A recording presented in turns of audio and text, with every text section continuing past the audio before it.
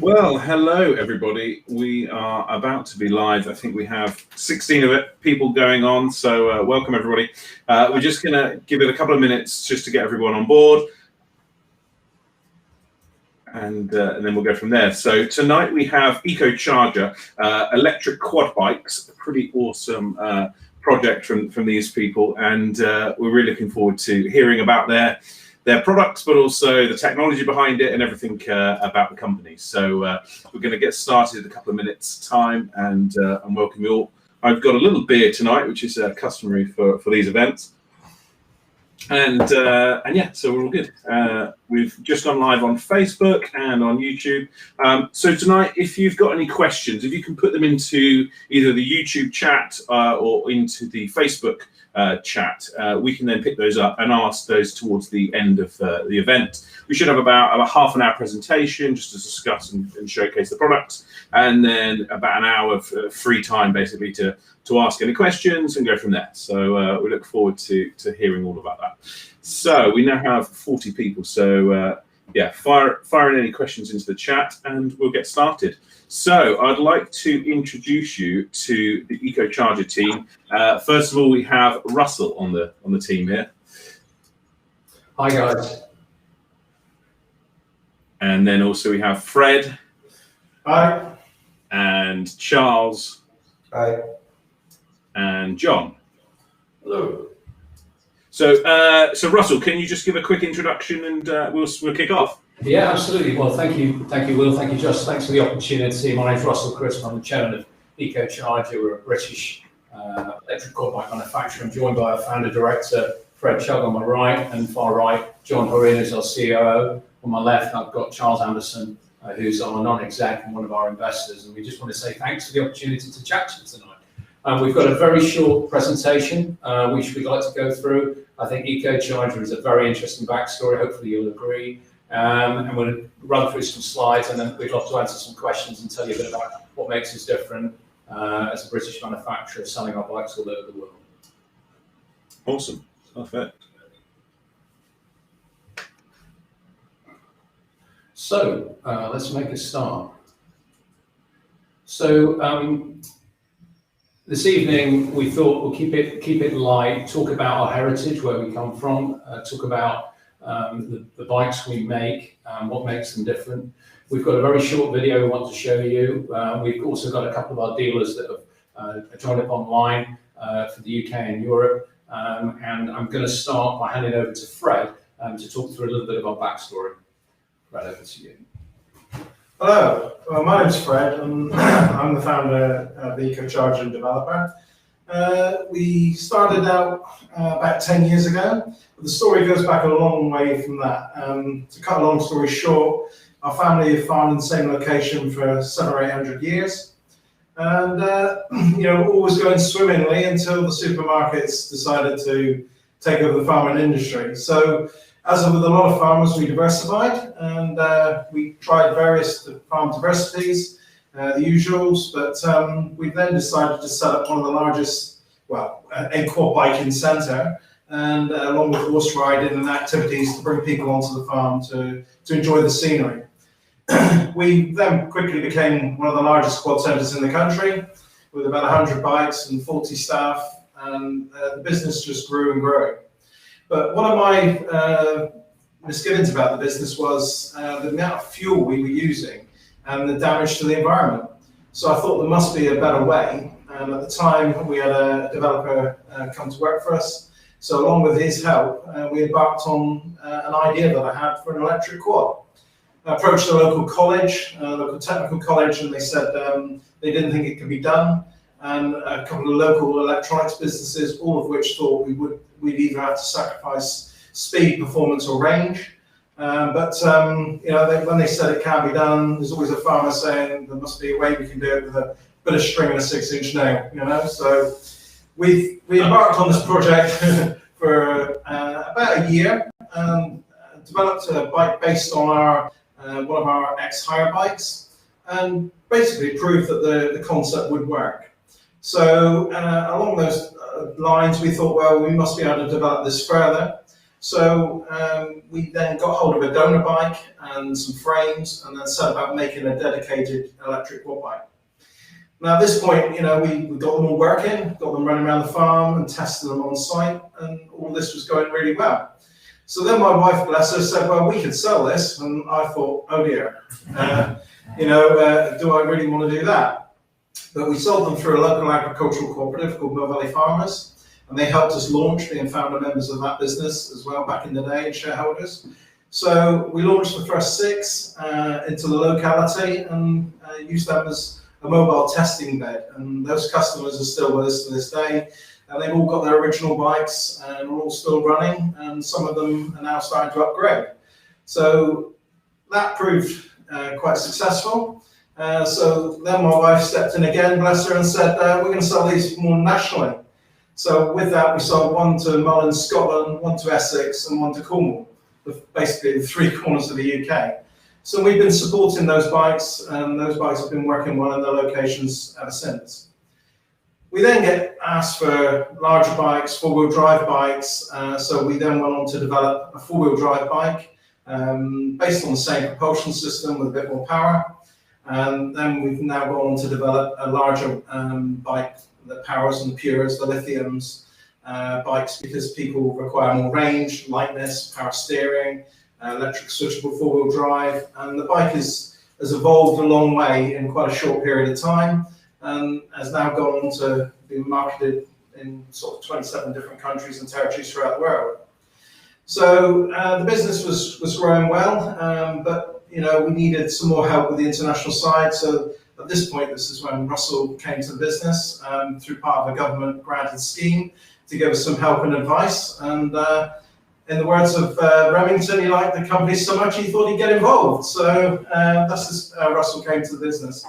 And it's been the driving force to drive it forward, especially with the international side. John came to the business to help us run it and to back up Russell, and has now taken a main role within the business to develop it and develop the build and the manufacturing, and also the manufacturers abroad. Charles came to the business as an investor and is bringing a lot of valuable information and enthusiasm to the team. So this is the basic team, and I'll hand you over to Russell again. Thanks, Greg. Thanks. Well, I hope you find it interesting, guys. And there was a slide I just showed it just a little bit earlier. In 2016, Rob Llewellyn, I don't know if he's on the call tonight, but gave us a great opportunity to come and test the bikes back 4 years ago. If you haven't seen the YouTube video, it's really worth a watch. It's really the history up until 2016, from the very early beginnings of Fred's idea right the way through. And I think we've got something like 400,000 views of that video. I think it says a lot about Fred. We talk about lovingly Fred in the shed. Literally, that's how the business was founded. Great guy with a good idea, and myself and the team, obviously not everyone's here tonight, now trying to make this a global brand. We're proud of the fact we're British, and we're proud of the fact that we're West Country based, and we already have, I think, about 8 or 9 Tesla owners using our product today. So just moving forward, this is the range as we've got. I'm going to hand over to John, our COO, who's going to talk a little through the evolution of the range and how it performs today. John. Thank you. So as you can see on the screen, we have 5 models that we produce in our facility in Weston. And when Fred was making the Dominator and the original Eliminator 4-wheel drive, he was making 8 to 10 bikes a year. And now we're doing about 8 to 10 bikes a month. So it's a big step up and a big step change from, and Fred in the shed isn't a fair analogy, but from Fred in the shed making them to where we are now. And we've taken some of those learnings and some of the engineering that Fred brought forward. And it did enabled us to go forward to a lithium battery powered vehicle a lot quicker than I think we've seen with other models in the marketplace. So the Dominator, the Eliminator 2, the Eliminator 1, which is now an obsoleted model, had standard AGM and acid batteries. They are the cheaper end of our spectrum, so they start around the £12,000 touch. And then the lithium, as you guys know particularly, the lithium battery tends to be more expensive. And then the lithium batteries have added to our range, and our range in lots of ways, not just the distance. So we have a 4 battery 2-wheel drive in lithium pure, a a 4 battery, 4-wheel drive in the Power, and then the 6 battery in the Prestige, which does 110 kilometer range, isn't anywhere near as heavy as the AGM batteries, and it is really the creme de la creme of what we produce. There are some bits of information there on the type of product offering within the Dominate and the Pure range. So battery type, the kilowatt per hour, our weights, towing opportunities, ground clearances, braking, trailer weight. So basically, what we noticed with moving from lead acid to lithium is that we lost a lot of the weight on the bike, but we retained the power that we could take behind it. So we just shifted the weight behind for power takeoff. We don't particularly like towing things heavier than the bike, so we always want our users to have a brake trailer. You can imagine as the bike's got lighter, towing a heavy weight behind you going downhill is not such a clever move. But we've got past that stage with brake trailers, and quickly going on to the last 3 of the 4-wheel drives. You can see we've got a massive kilowatt per hour for the Prestige range, and we have a very lightweight bike with all the advantages, all the opportunities that we have throughout the range, but it still can tow nearly a ton behind it. One of the things we're working on, one of our dealers from Austria is on the call tonight, and he's working with us to get type approval for the bikes in Europe. And we've had lots of interesting conversations in how we need that and why we need that. But we should get a 4-wheel drive type approved by Q2 next year. So every bike that we manufacture in the UK 4-wheel drive will be road legal, hopefully in the UK as well, but certainly within Europe going forward. So what's made us different? I mean, I think a lot of people have looked to us for solving all their problems. The bike doesn't fly, it doesn't cope. Lithium bikes are lithium bikes, so they do whatever lithium battery bikes, lithium battery cars would do in cold weather. But we have a range of batteries that can offer different solutions for heat, for cold, for range. What Fred did initially was take the best products in the marketplace, and we've kept to that philosophy going forward. We have more power, more torque than any ATV, or any electric ATV that's out in the marketplace. We are very comfortable in saying that we're very safe as an ATV. The heavyweight nature of the lead acid battery product need us to be safe. We've worked with our partners in Australia, and we were actually in the video for their safety campaign, because ATVs tend to get a bad press, particularly down in Australia, and we are very happy to do what maybe Honda and Polaris and the competitors wouldn't do, and put our name to show how safe the product can be. We do have very, very good sales with our product around the world, and as Fred mentioned, we're selling pretty much everywhere. We haven't sold into North America. That's coming, and there's a lot of reasons for that. But we've sold to the Cayman Islands, we're selling to Costa Rica, we're selling to Austria, we're selling to the Netherlands, into France, Spain, Portugal. We've got bikes all throughout Europe, and pretty much all over the world.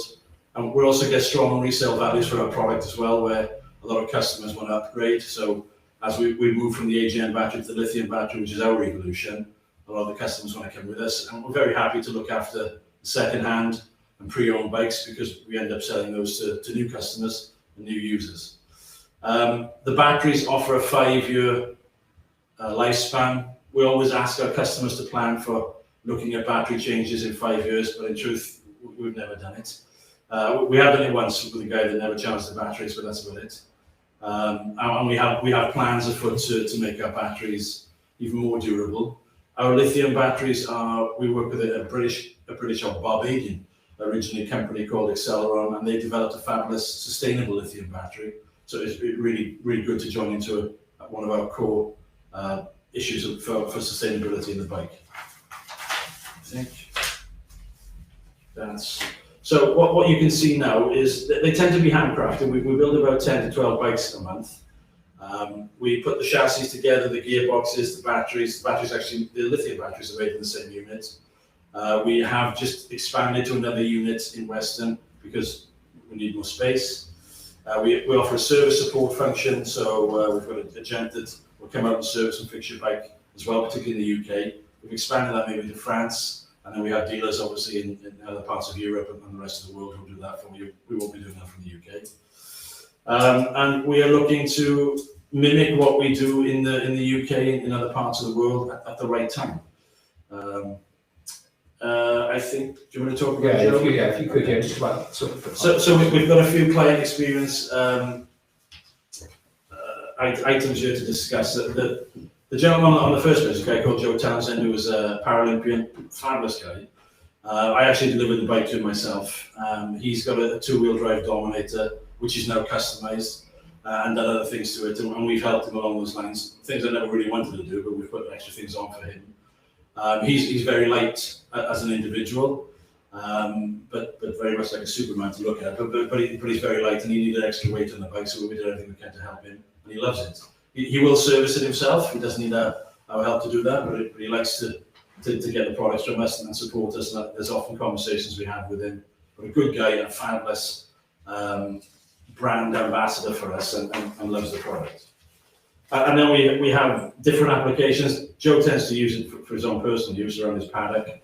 We've got applications which are based around horses, around farming, around agriculture, and we haven't had a problem where customers can use the bike as they would a petrol quad or a diesel quad in the past.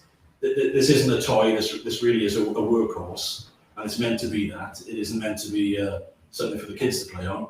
And there are some electric bikes that we've seen in the marketplace. A lot of them are imported in that are purely for that.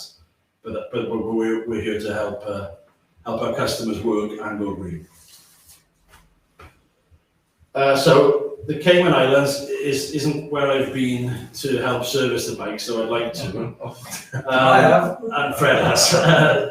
But in truth, there's very little we've had to do. That they use the bikes on a beach, 7 miles beach that they use. They go up and down 3 or 4 times a day. They had bought additional charges from us because our AGM range had sort of about 35 mile, 40 mile range. And so when they stop for lunch, they plug in a small charger and top their batteries up. But it's living on a beach every day, and it has been perfect for them. I was concerned when we initially sold the bikes out to the guys in the Cayman Islands that I found out that the Cayman Islands don't allow ATVs on the island, but as they were the police, they told me they weren't particularly worried about it. And there was zero duty, so like most electric vehicles, most countries in the world, there's no duty for import. The bike is also very quiet, and so we've got long range and quiet, serviceable, robust model. And to the extent that it's used quite a lot around animals, and even in the zoo, I think you can see that in South Australia.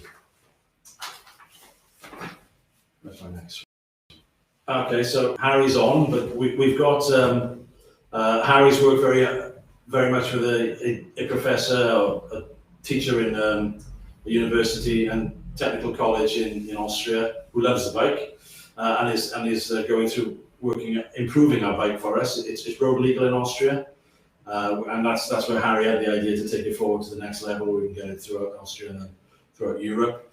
And they are using the bike, as other customers have used the bike, for different experiments, a bit of robotics and a bit of other things. Okay, thanks, John. No problem. That's great. So hopefully that's given you a quick walk through, how the business was founded, where we are today, the range we have today. I think, as Tesla owners, you'll know the benefits of electric. You'll know one of the major reasons people move to electric.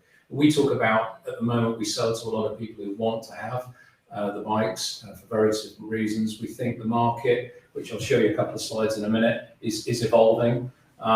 This is a snapshot for those that are interested of how independent research sees the electrification of the ATV and the UTV market. At the moment, they estimate it around 400 million. Climbing to 4 billion.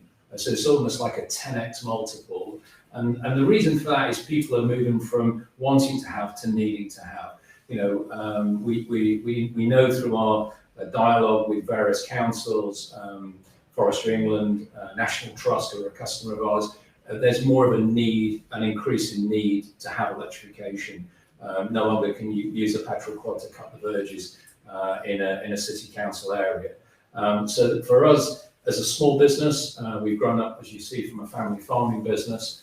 We're now preparing our business And I just thought I'd take a couple of minutes just to talk you through how we're planning to grow our business as a British manufacturer across the world.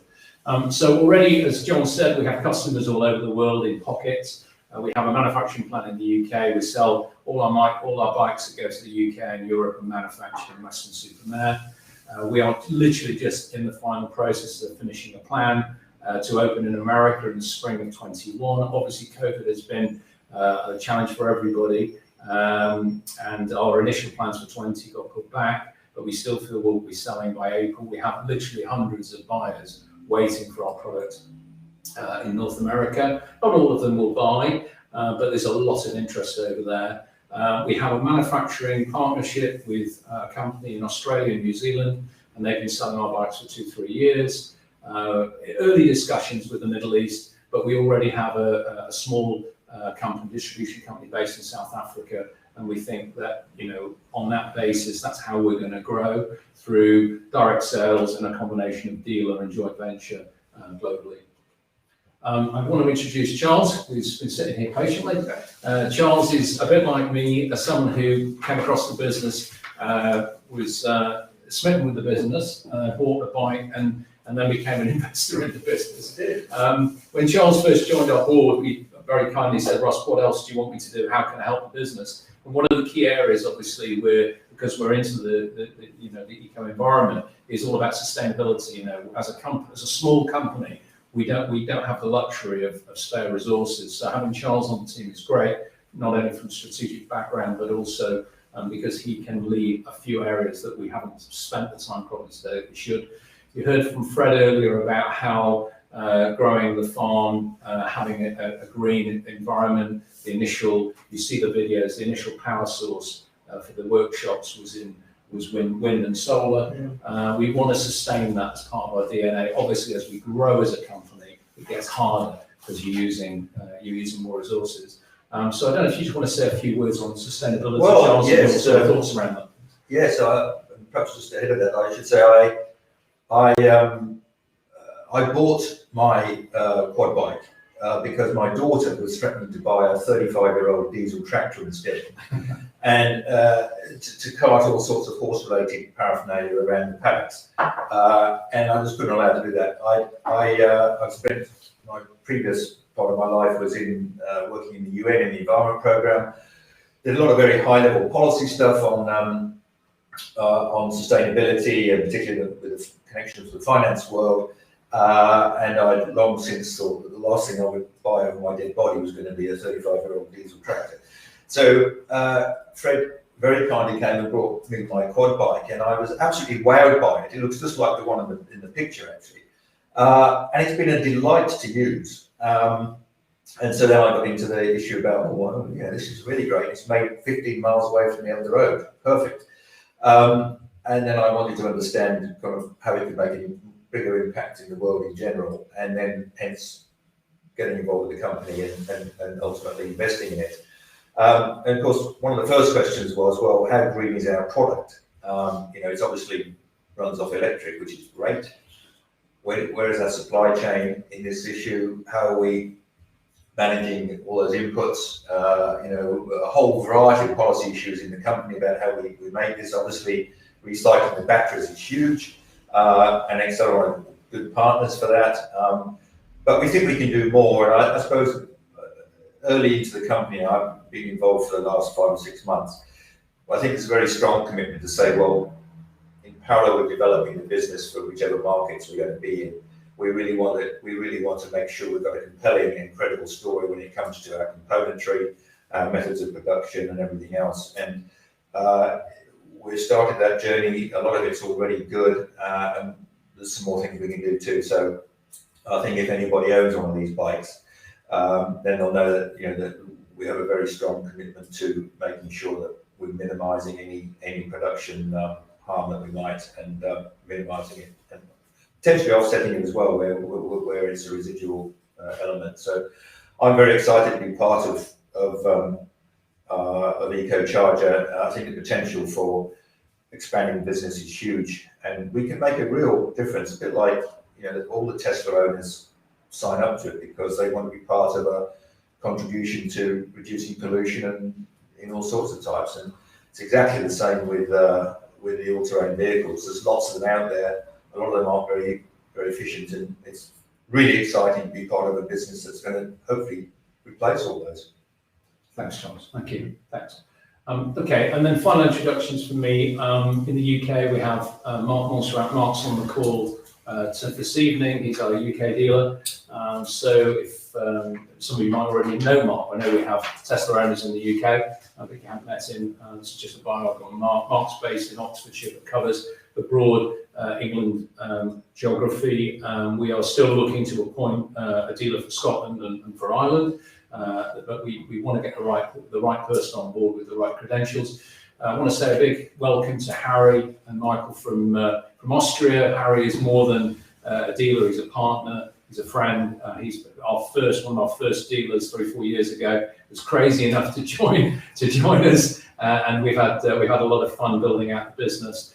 Harry's going to be helping us in Germany, and it's been a huge inspiration. Certainly right the way through the journey. Good evening, Harry. And we'll speak later. And then finally, we just thought it'd be nice to show you a short video. You've heard a lot of bikes, of how the bikes operate. This video was recorded and shot in Austria. I hope you like it.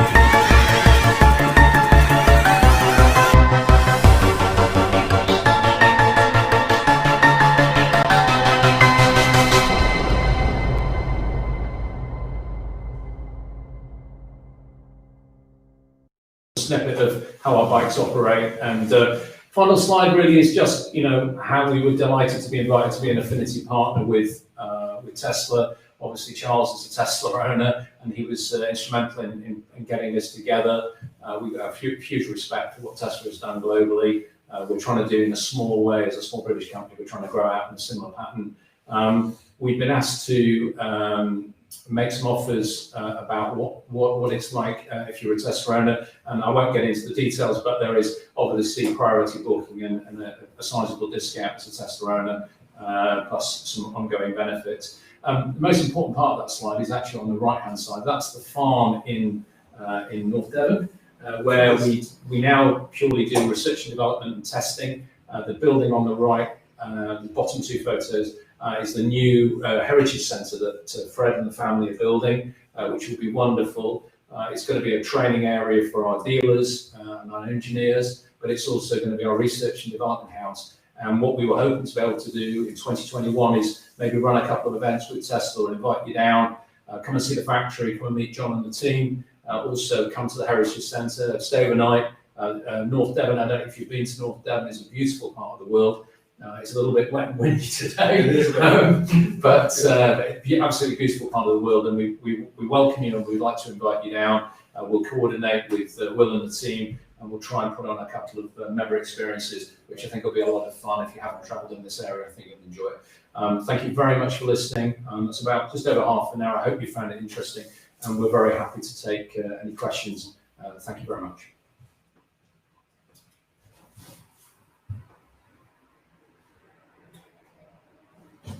Perfect. Thank you very much, everyone. That was really interesting. I'm very jealous of all of your jobs because it sounds like you just get to play with electric quad bikes in a field and like sell them. It sounds like literally the ultimate job for me. But so, Fred, if I can come to you first, it's great to see you've gone from a sort of startup to something now much bigger and growing, which is great to see, certainly for a British brand as well. Where's your favourite place that your quad bikes have gone? Well, I've travelled around the world quite a bit with the bikes. One of the most interesting places was probably the Cayman Islands, and teaching the police to use them in the Cayman Islands.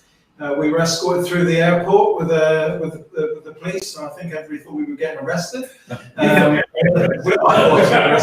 So that was good fun, and we went on to train them on the beaches. And this time last year, we were over in the Alps above Monaco, teaching one of our customers to use it in his ski lodge. So we were over there bashing snowdrifts with it, and down in Monaco as well. So we've seen some nice places, and the bikes are being used in some awesome projects. And it's always interesting that our customers are sort of disruptors, and they're in that space where they think outside of the box. And that appeals to us because it was very much a project to make the farm and what can I do to make a difference. So I found that I could develop a quad bike, and I could do that, and we did that. But I couldn't then bring it to the larger, wider audience in the world. So this is why, I always knew that if I could do something, you could try to find somebody who could. So, with Russell, we were able to assemble a team to help us, go out there and be a disruptive in the space as Tesla is. And nobody else was doing it, so we thought, well, why not? Somebody should do this. Awesome, that's great. So how did the Cayman Island deal start? Like, did they approach you? I mean, it's not like they're just up the road, even in Europe. Oh, that's so good. Literally, we get every day, we get inquiries from all over the world. Certain markets, I'll talk about America, but Cayman Islands, literally, I literally got an email from the Chief Inspector of Police, Derek Byrne, the real guy, and he said, we are interested. They found us on the internet. Most people find us on the internet as a small growing company. We never had a big budget. Obviously, we've got a bigger budget now. We have a digital marketing team, etc., etc. But in the early days, it was people just literally emailing in, and we went through a process, and we were approved, and that was it. Literally, they found us on the internet, and they're a great client. Cool, awesome. So how do they compare to their petrol version? The torque, the weight, the range. Can you give a bit more information comparison between the two? So torque is similar. In some cases greater. I mean the range of the AGM bikes. We part of the development we had for taking lithium on board was to give greater range. We make the bikes lighter, we could tow more behind them, to give greater range. Truth, when we started asking our customers in the UK what they actually wanted, most of them don't do more than 10 miles a day on a quad bike. And to do 110 kilometers on a quad bike in a day would be difficult on your back. I think wouldn't be very comfortable for anybody, but there was a sense of range anxiety. So it was something we had to develop for customers who maybe don't have the opportunity to charge it overnight. They could be using solar, they could be completely off-grid. So it does offer some major benefits compared, obviously, to fossil fuels. But in terms of application, torque, in terms of load capacity, a lot of the customers say, can you use the four-wheel drive to tow a tractor? Which Fred lovingly put on YouTube, so everybody now thinks I know that. And it can do that, but it's not intended to do that. It's intended to work around the farm. It's intended to carry logs, carry cattle, feed them, and do everything a petrol quad can without scaring them and without polluting the environment.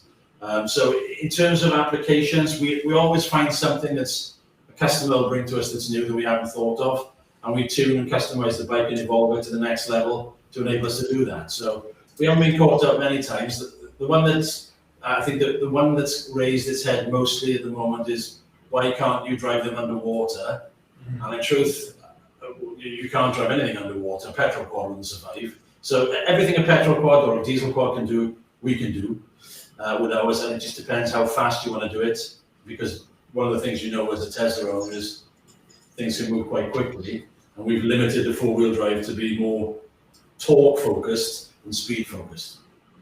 Right, yeah. And I presume that they're heavier than a petrol equivalent, and presumably there are some advantages in that. Is that right? Yeah, absolutely right. So on one of the slides we showed that the frame is about the frame that we use for the four-wheel drive. We'll talk about four-wheel drive. The frame we use for four-wheel drive is 350 kilos unladen. So a petrol one would have obviously a petrol tank and then the fuel on there. Our AGM battery, lead acid battery bikes are heavy. They are over half a ton, metric ton. But that does give massive advantages. Now, we've changed the shocks, we've upgraded the suspension so that it basically rides about the same height, but it does give you a great deal of stability, particularly in clay or claggy environments and snow. The lithium battery bikes are a lot lighter, even the 6 battery version of them. And we basically saved about 140, 170 kilos per bike by moving from lead to lithium, but that's still towable behind you. And we've tuned them, obviously the shocks and suspension down to accommodate that. So they ride roughly about the same height as a normal quad bike. They have an interesting stance when they're tuned right down. But you're right, heavyweight is advantageous. And lead acid hasn't died a death yet. You know, it does have an opportunity to work, particularly in colder climates as well, constantly. But lithium is by far the better option for us as we've gone forward. And it's just an evolution curve. Awesome, got you. So can you give a bit more information about charging? Presumably it's like a 13 amp, and how many hours to charge? Is there a reason why you can't use something like Type 2, something like a Zappy charger where you could plug in overnight during the sun and collect the sun out during the day? Could you give me a bit more information on that? Yeah, certainly. So at the moment, it's nothing more than we use a Zappy or a Zyvan charger, the most robust and pretty much indestructible. They can be tuned, so if you were working on a solar array only, they can be tuned to take a peak that won't flip you out or trip out your circuitry. But it just means that the charge is longer. Normally, from 0 to 70%, we can charge in 90 minutes. And the charger, it doesn't go into trickle mode, but it basically builds up and stops at 99% off charge. And overnight, it goes to the rapid charging and said 0 to 70% in 90 minutes, and then slows down, basically depending on its environment, because it's 100% intelligent. We use the same charge for our lithium battery, we use the same charger for our lead acid battery. To have a Type 2 charger is actually what we'll be launching probably towards the end of next year on our lithium range, an onboard charger where you can plug it in into a supercharger, into your Tesco's charger, into the services, or whatever you are, because that's what we need to do as we've evolved. There are quad bikes out there that have, well, to be honest, there are no decent quad bikes out there that have anything close to a Type 2 that we've seen. They have different battery configurations, different offerings. But we know that we've got to do what is right for the infrastructure of the environment around us. And these chargers that we currently supply with the bikes are old and indestructible technology, but it's not the future. So we'll be in Type 2 for lithium batteries by this time next year. Awesome. So whenever we talk about electric vehicles, the number one question normally is, what's the 0 to 60 time? I presume they don't go to 60 miles per hour. So A, what is the top speed? And Fred, how many times have you done a launch with someone either on your back or speeding for the first time? Well, dependent. I mean, we can set the bikes to all sorts of settings. There's about 140 different settings, but we have a bespoke or a stock setting that we use. If set, too quickly to accelerate, then you find that it pulls your arms out of your sockets. So, especially in the 4-wheel drive, it will launch very quickly.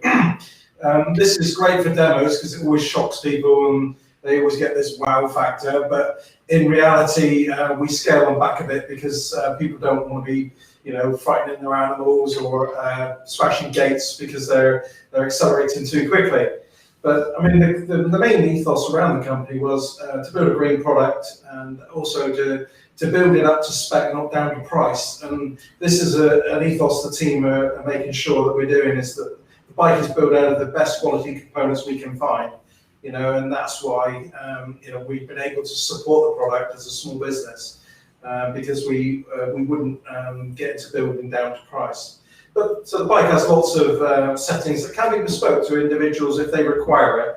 But Go on, tell the truth. But I mean, my sons do a good impression of Evel Knievel on them, and we have to scale it back for most because otherwise, we don't want people hurting themselves. Yeah. Oh, awesome. So we had one question come in. What is the circle sort of? I'd call it like a halo or something behind the driver's position. So that's it's a branded product called Lifeguard. It's built by a company in New Zealand, and it's there pretty much as an anti-roll and safety mechanism. The company, I think, the the father that developed it, he lost a son in an ATV accident where the bike had rolled him. And so we always try to push, well, very much a safety angle, but we always try to push this product as an optional extra for our customers to have it on board. Some don't want it. You can fit it on the front and the back, but it is there to aid those maybe who aren't so used to driving an ATV, and those who take it up the inclination or up a little too high. It's purely there for safety. And it's a fabulous product, and it comes in from New Zealand. Awesome. Yeah, that makes sense. Fred, what do your extended family think of all this? Did they, from what I understand, you were originally a farmer, and then you've sort of gone into this other business and then moved on. What do the family think of all this? Well, they're all a bit bemused by how it's sort of taken off, really. And I don't think they quite know how big it's started to get.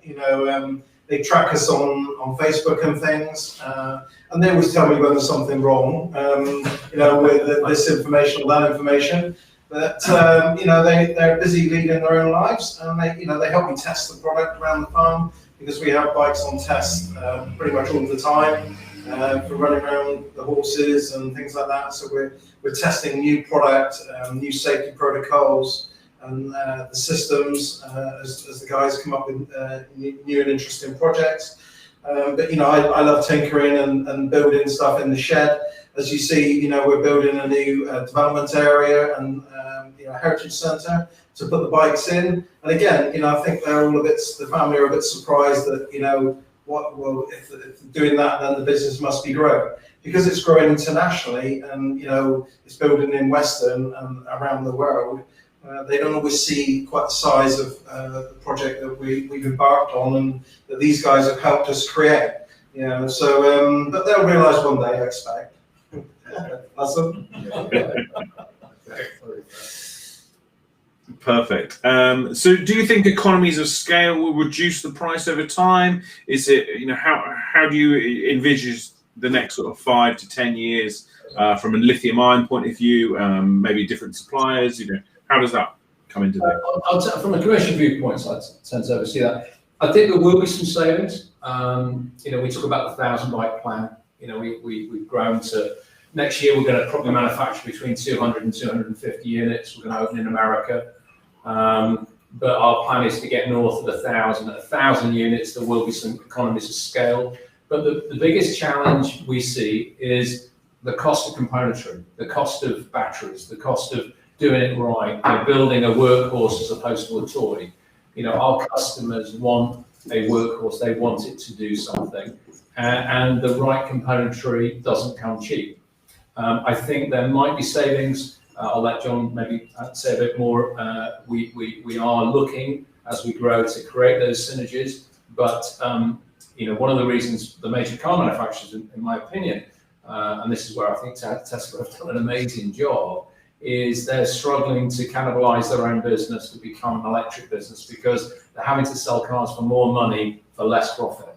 And that is not a byproduct of wanting to do that. They're having to do that because the cost of componentry, the batteries in a car are bigger than anyone ever thought.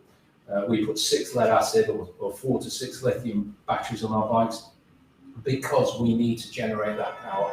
I don't know if you want to answer that, John, in the way. Yeah, no, it's a good question. The lithium battery is a fabulous product, and our partners are excellent, and the sustainability plan they have is very good. But one of the things that always drives us is the cost, because if there's a cost saving that we get, invariably we pass it on to our customers. And the marked difference between our AGM lead acid batteries and lithium models is about battery cost. As our volumes increase, and the cost of lithium goes down, as long as, we talked about it earlier, China sort of have a monopoly on lithium at the moment, but Cornwall is doing well. But we never know. We might have a St. Austell branded battery soon. And if it's local to us, that's even better. I mean, what Fred didn't mention is Heritage Centre. I don't think there's anything, apart from one of the builders who broke his leg, that's come from about 25 miles outside the Heritage Centre. So we're trying to keep to the same things. Now, we want the best product we can get, and obviously we want the best price, because the best price enables us to have some degree of profit, but to pass on the cost to our customers. Lithium is our biggest issue. As Russell said, we have some great quality products.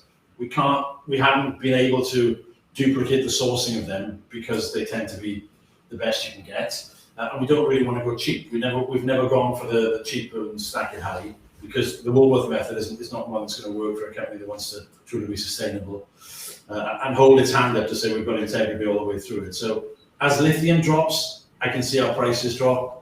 As our economies of scale will enable us to do that, then we'll pass that on. But the core nub is the battery. Nothing more than that. Perfect. And can you get, I don't think you reference any warranty and maintenance with them. I presume a bit like electric vehicles, the maintenance sort of changes and there's not quite so much. There's obviously a lot less moving parts, that sort of thing. Brilliant question, to be honest. So the maintenance on a quad bike is mechanically very similar to, in one iota, to any petrol or diesel bike, apart from anything to do with the engine, the carburation, the fuel. So we have to check the brake disc occasionally. We have to change the pads. We'll check the gearbox oil. And we'll make sure the motor operates okay. So the maintenance service is relatively simple for us to do, unless something's gone drastically wrong when the customer's driven into a lake and forgot to tell us. We offer an extended warranty on top of an annual warranty. So we get 1 year warranty straight away from the factory. You can extend that in the UK. It's easiest for us to do that. We're looking to extend that in the future overseas. It's just finding the right partner to do so. But the maintenance, an annual service is all we ask customers to take. And it doesn't really have to be with us. It could be with a diesel motorcycle mechanic. If there's anything electrical that's gone faulty for some reason, or they've done something to cause that, that's when we need to be involved. But luckily, we don't see so many issues. And one of the things that Russ has spearheaded to support our increase in our product offering and our sales to customers is that we'll soon be able to finance products for customers going forward. So we'll be FCA approved as well. Awesome. And presumably things like the paperwork and that sort of thing really can slow down the business. So is that something you've found that has been an issue over the years? No, to be honest, not so much. I mean, the biggest problem we've got is the DVLA in the UK. Since COVID, they've regressed to 1873 in moving things forward. We're part of it. So every bike that we produce has a simple agricultural license on it, like a tractor, which means you can drive 10 miles on the road every day. And then we can make it road legal as customers require it. And what we found is that DVLA just can't keep up. So we've got an automated system with them, like any car company, but we've had to go back to the paper-based system over COVID. So if one of the guys on the call today wanted to buy a bike and we produce it for them and supply it to them in January, for example, you'd probably have to wait another 3 weeks to get the number plates. So that's the only paperwork issue we've had. We've gone through CE with Harry's help. Now going forward, we'll go through full European CE and UK CA as it'll become. And there's a lot more that we can do, but those are just steps in the dance to make the vehicle better. A lot of the work, the groundwork is done. We haven't seen too many issues, and COVID has been relatively good to us in terms of the business opportunities presented, but the paperwork side has been from the larger government agencies. And Brexit and the paperwork associated with that, it doesn't look like it's going to be a lot of joy for us either. So a question for Charles. Did you watch the Cybertruck unveiling with the ATV? And if yes, what did you think of it and how do you think it will compare? The Cybertruck, I have seen it. It's a completely different beast, really. How do I think it compares? I don't think it does compare at all, really. I think the people who will be blown away by the aesthetics of the Cybertruck will probably not be. They'll probably want to. It'll be like a Chelsea tractor, really, won't it? They'll go and park it outside somewhere in Mayfair and really enjoy that. Whereas these quads will be, taking sort of logs around their forests and doing different things, really. So I just think they're completely different, really. I could imagine people buying both, to be honest, but for completely different reasons. I must admit, there are exciting lines on the Cybertruck. It really is a futuristic-looking animal. It's got a lot of pose on it, really. And these bikes don't really, they do their job. Yeah, I don't know. I'm not sure. You can imagine an eco-charger sort of on the back of that Cybertruck. Yeah, that's the fun bit at the end. Yeah, that's right. Yes, yeah, sounds good. Perfect. So you've obviously referenced we might be able to get sort of an exclusive look at the facilities. What about the factory? Could we do a factory tour or something like that? Yeah, absolutely. Yeah, we've got it. I expect to. I think it's Tony on your team. Yeah. We'd love to do it. We think, come down one day, have a look at the factory, then come up, stay overnight. There's some great accommodations locally, and we'll have some fun on the farm the next day. The Heritage Centre is planning to be finished probably by Christmas, Fred. End of November. So we're looking at 2021, but we'd love to. We'll have to stage it in terms of volume of people, but we'd love to invite your members down, and I think we'd have a lot of fun experiencing the product. Awesome. So we've got a technical question. Are we still using the Lynch pancake motor? Hopefully I pronounced that right. Yeah. So yes, we were using the Lynch, then we moved to another company that made a similar product to Lynch, and now we've actually gone back to Lynch because they're very local to us, and we're working with them about changing that motor going forward to make it larger and more powerful. But that pancake motor, we've not found anything that's better DC. And one of the developments that Fred has going forward is to look at different motors, including AC. But it's about power. And the Lynch pancake motor is 95% efficient. So the AC motors that we're testing and looking to potentially implement, we'll have to do a lot of work to beat what we've got. As we said from the beginning, it's not so much if it isn't broke, we wouldn't fix it, but it is about evolving the products going forward. We take the best of what's available, and we've utilised that. But we've gone through a little curve with Lynch, come back out the other end, and the product is still very, very good for us. Great. And does that motor give you regen, did the other motor give you regen? Yeah, so we have regen on we have regen on the bikes, which is one of the things that we're looking to do is how we can capture that regen better and utilize it better. We've noticed things that probably we aren't doing via programming as well as we could, and so again, it's just constant evolution there. But we have regen on the bikes. Perfect. And how does a petrol ATV compared to an electric ATV over, say, a 1 or 5 year period? Do we have any information on that? We do. We run. I was going to make it part of the presentation, and I didn't because I didn't want to sort of start to drift into death by PowerPoint. Yeah, absolutely. I don't think it's top secret. We're talking to a number of the fleet lease companies, brands you'd know. And one of their big things is buying our bikes and then writing them down over 3 to 5 years as rental products. We had to do quite a lot of work on it. And the ROI, honestly, under 3 years, just around the 3 year tipping point there after ours outstrips. And it's a combination of, yes, you're paying twice the price as an entry level product, but the residuals are higher. And the cost of running is 90% cheaper. So if you, depending on mileage, we look at a sort of a 3 year window after which you're getting a good payback after 3 years, but 4 or 5 is really efficient. And we have some models. I'm not going to show them tonight, but if anyone's interested in seeing this, we've got some models we can share with you. And Fred, how important do you think being British built is? Well, I'm a true Brit, so I believe it's very important. Well, the sustainability of the product. I mean, originally, when I built the first 80 at the farm, we used solar panels and wind energy. We did all the plasma cutting, all the welding on sunny days, and we coppiced logs off the farm to heat the factory. As John was saying, the Heritage Centre, all the timber's been sourced within 20 miles and sawn about 2 miles away and put up by locals. So the aim of the project is to be a greener business. I mean, being at the farm so long, I thought, well, how can we, make the environment more sustainable? And, what could we do to do that? And this was the idea we came up with.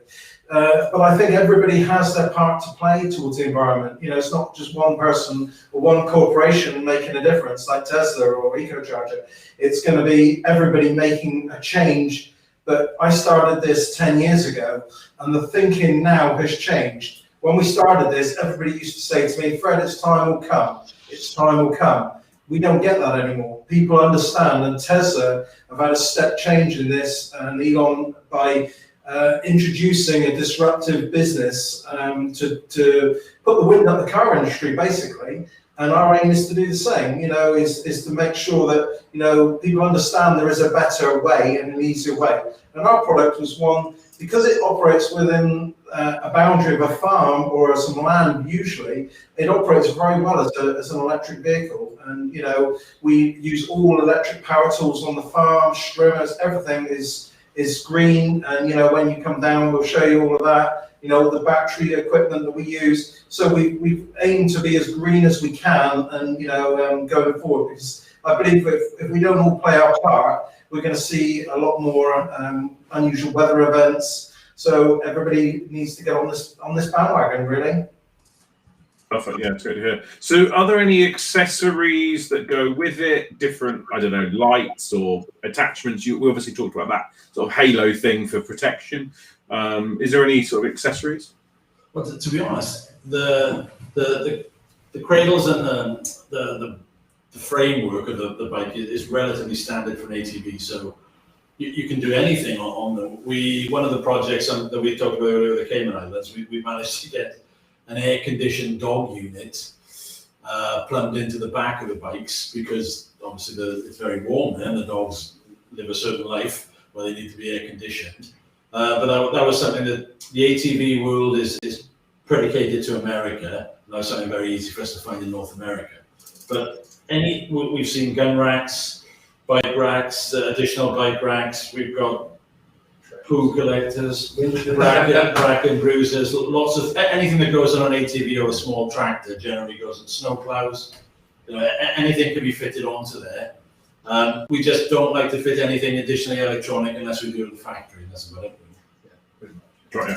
And you referenced this sort of 5-year cycle with the battery.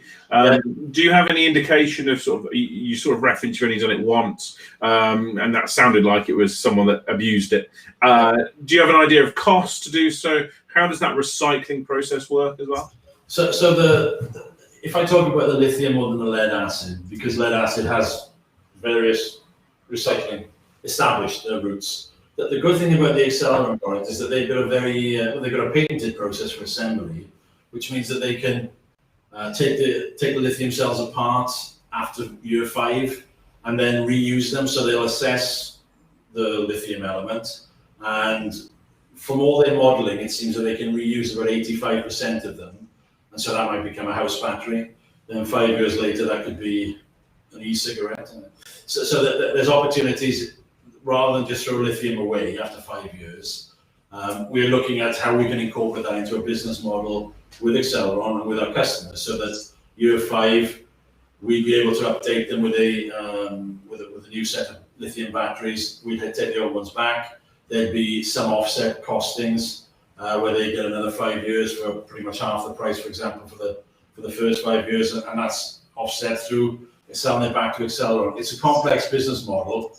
And I admit we haven't worked it out yet, but the main reason for us joining Accelerant was that was something that we'd never had from a lead acid company, or in fact any other lithium battery company, because I wouldn't say they throw into a volcano at year 5, but it kind of felt like that. There was no plan to reuse, and these guys have got a great plan for reusing, and they're building vast solar array parks down in Africa, West Africa, and into Botswana. Where they've got their own plan to do lots of things to recycle the lithium from anywhere to send it onto their customers' applications. So there will be something coming probably next year. We'll have a much cleaner plan going forward, but we know there'll be a long cost for our customers. It'll be in year 5, but it won't be as expensive as buying a new bike. Got you. And so, Russell, what's the number one question you get asked by sort of potential buyers? Is it the same as an electric vehicle, where it's sort of range, and how do you charge it? Yeah, I think there is a parallel, absolutely. we know very quickly who our customers are. We tend to sell, as I say, at the moment, we sell to a lot of people that want to buy. So people that want to buy ask all the right questions. They don't just always ask about price. They ask about, range is important. Utilization. I'd say at least 50% of our owners are already experienced ATV owners. So I would say range. I would say application. All the questions. Some of the questions you've already asked. What can I tow behind it? What's the torque? How does it perform, etc., etc. I mean, Charles, you're an owner within the business. You came to it. I know you wanted a green solution. Yeah, I think what I hear, or when anybody sees mine and thinks they might be interested, is about power and what can you tow. It's a work thing. So have you got a trailer? What do you put in your trailer? How is it up hills? And then this sort of thing. It's about, so they're usually questioning it from, I've got a particular thing I do with my existing ATV, if they're swapping it out, and I want at least to be able to do that. And they've got a particular application in mind. So, my daughter just wanted to know that she could load up a whole load of horse jumps and tyres and drag them around the field and lay them all out, And yes, it does that. So, okay, good. And is there any chance of being able to swap the batteries out? In my head, I'm picturing, you arrive with a quad bike during the day, you want that battery charged, but you actually need to use the quad bike for the day. Is there any scope for that, or? So we did a special project. Luckily, I wasn't involved with the company at that time because it sounded like a nightmare. Where we did do a hot swap program, really biased towards a pseudo-military application. So there is a interesting conversation that we've had and one going on in America to do something similar to this, but it is really about expanding the range, or because you only have 5 hours of sunlight and you only have a solar array, that we need to maximize the range. It's a much talked about opportunity for us, but it isn't one it's not going to rush to the top of our roadmap, to be honest, unless it's specific for a pertinent application. Because as I touched on earlier, if you buy a 6 battery Prestige, you get 110 kilometer range. That's a good couple of days work. So I guess something like the Tesla Powerwall, something like that would be an ideal situation for anyone with excessive solar. Almost, they could charge that during the day, and then at night push that into the quad. So we have a customer down in Portugal who are purely off grid, and they invested in an eliminator too, so a lead acid version. And they had lots of issues that they didn't know about with their solar array, which we helped them with, which really we weren't going to, but we helped them solve that problem. And they are absolutely, I think, 97-acre estate in the middle of nowhere. Turn left of the big cork tree in Portugal, pretty easy to find. And the only issues we've ever had with them was that they had a solar array problem, which we helped solve by getting the charger reprogrammed. And they lost a screw, and that's 2 years in. So it's all going very well down there now that we've solved the problem. So we're happy to support, but they use it every day for everything that I think we can think of, apart from they haven't got a lot of animals. But they chop down trees, they're carrying logs, they look after olive groves, they look after orchards, they're self-sustaining. They're in the middle of the sunshine, the beautiful sunshine in Portugal, where they can't go in their hot tub because it melts the hot tub. And the bike just performs day after day after day, but they've lost a screw. I think just to add to that, Will, that what people don't realise is 10 miles on a quad is a long way. Even our lead acid bikes with 30 to 40 mile range, it is a long way. We did a survey, I think 2-3 years ago. The average use is about 11 miles a day. 9 to 11. And I remember, the zapping charger, even on the lead acid, will recharge up to 70% in 2 hours. So people come home from lunch, they put it on for half an hour, but it will last all day. I mean, you've used my farm for 5, 6, 7 hours. It's not the sort of thing. I guess there is range anxiety in car world because you're basically going somewhere and kind of get back. With our bikes, it's just not like that. The average the average high user will not run out of charge in a day. I think it's fair to say, operating. And if you are going a long way, so places like Australia, South Africa, I guess in the UAE, as and when we get there, where you have long distances, that's where people want to know they can get home. But really, most people get home comfortably with that. Yeah, and that's one of the reasons to make sure that we have a Type 2 charger interface on the bikes going forward as well. Is that if you are 110 kilometers from home, but you're near a Walmart, you can plug it in and you can get 110 kilometers back a little bit later. So. Perfect. So finally, if anyone else has any more questions, please put them in the chat ASAP, because we're coming to the close of sort of our questions that are planned. So the last question I've got here is, what about additional power for additional products or accessories? Is there a 3-pin plug like I can plug into the back and use an electric chainsaw, or is there anything?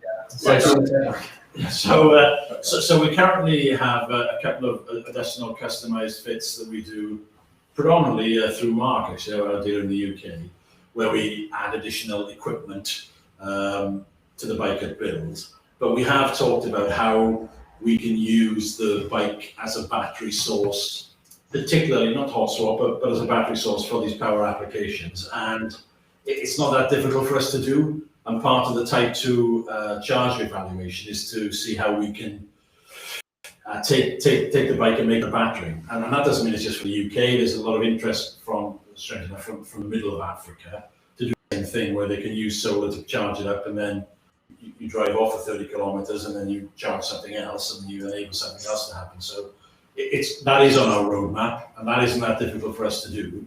And I don't think we even thought of it 5 years ago when Fred was doing it, but he's the one that's constantly talking about how we can do it now. So yeah, it's there, and again, it'll probably be a feature of the evolution of next year's model. Perfect. And so the final question I've got: what's next for the company? I think I'll say that. I think we want to grow globally. We want to reinforce the channels we're already going. I think America next year is a big play for us. We actually had a meeting earlier today, just looking at the plan. We think we've got the ability to distribute and also manufacture in America. And I think that's going to be if you look at any of the market research, 50% of all the ATVs predominantly are sold in North America. There's a huge population use there. I think we're already in Australasia, UAE. I think we've got interesting partners over there. So, we talk about Fortress Europe. We want to be strong in the UK and Europe. Our business is still very small and it's growing quite fast now in Europe. But I think America is probably the next big step for us. And then after that, we want to consistently turn out a quality product. We want to be first in class, best in class.